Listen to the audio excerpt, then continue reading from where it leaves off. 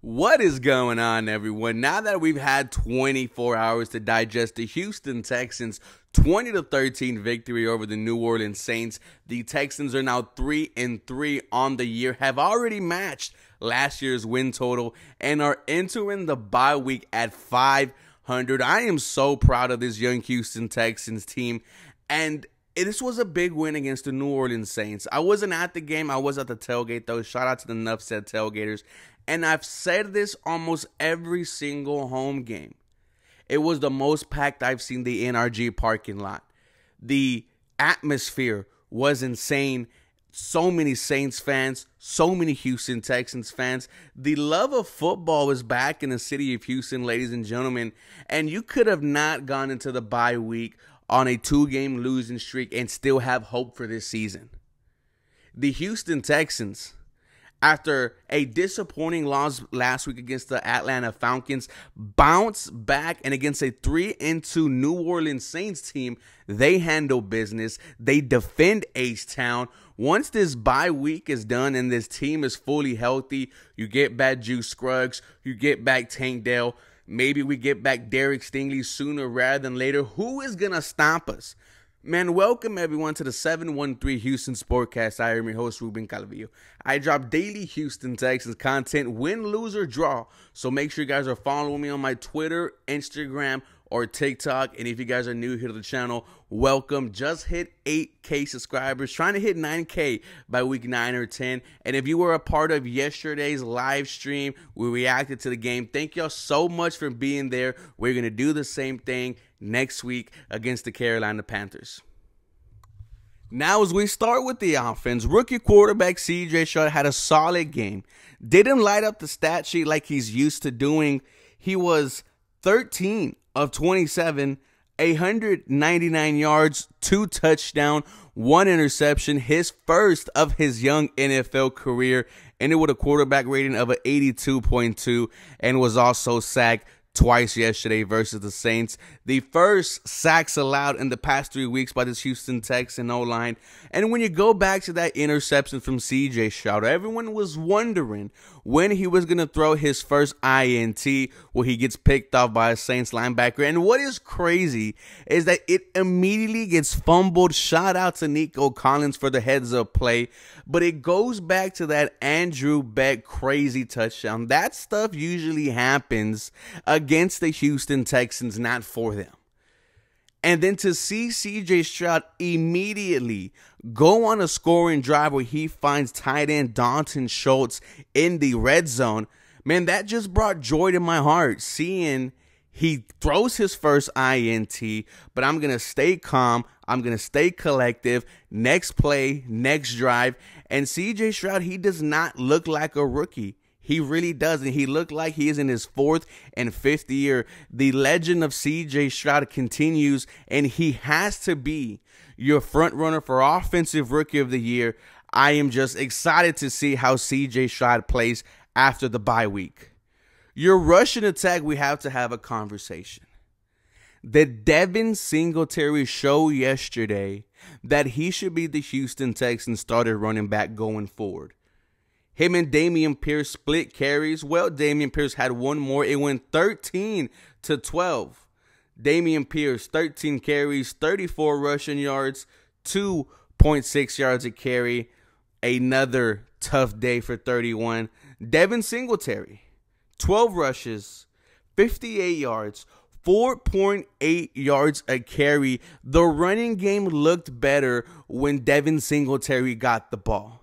And what was crazy was last week against the Atlanta Falcons, the only people rushing the football was Dameon Pierce and Tank Dell. Devin Singletary did not get a carry, yet he looked like the best running back out there yesterday. I think going forward, we maybe see Devin Singletary and Dameon Pierce splitting carries.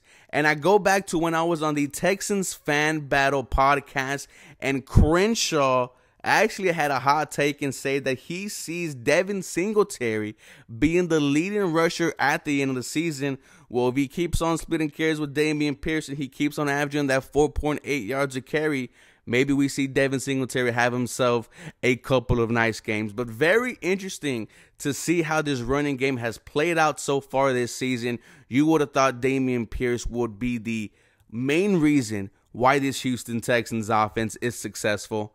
Going to the receiving core, Nico Collins. We talked about him. After disappearing last week, didn't even crack 40 yards against A.J. Terrell. Had a couple of nice moments against Marshawn Lattimore. One of my favorite ones where he draws the pass interference, put the Houston Texans in the red zone. That's the type of outcome you should expect when you throw it to Nico Collins. I want to see more opportunity to him to go up and get the 50 ball. But he ended his day with 4 catches for 80 yards, averaging 20 yards a catch. Look, it looks like Nico Collins might be a 1,000-yard wide receiver. It was a very solid game for him yesterday, and going against a very good cornerback in Marshawn Lattimore, I was very encouraged by what I saw from Nico Collins. Dalton Schultz once again led the Houston Texans in targets, 4 catches, 61 yards, 1 touchdown. His 3rd touchdown in 3 weeks. He continues to build a connection with C.J. Stroud. And I told y'all about Dalton Schultz with the Dallas Cowboys was a top 5 tight end in the NFL. He works the middle of the field. C.J. Stroud found him very early on 3rd down in one of our first drives, but I love seeing Dalton Schultz produce like this. He is also loving it himself. You might have to talk about extending Dalton Schultz sooner rather than later. Robert Woods, 1 catch, 1 touchdown.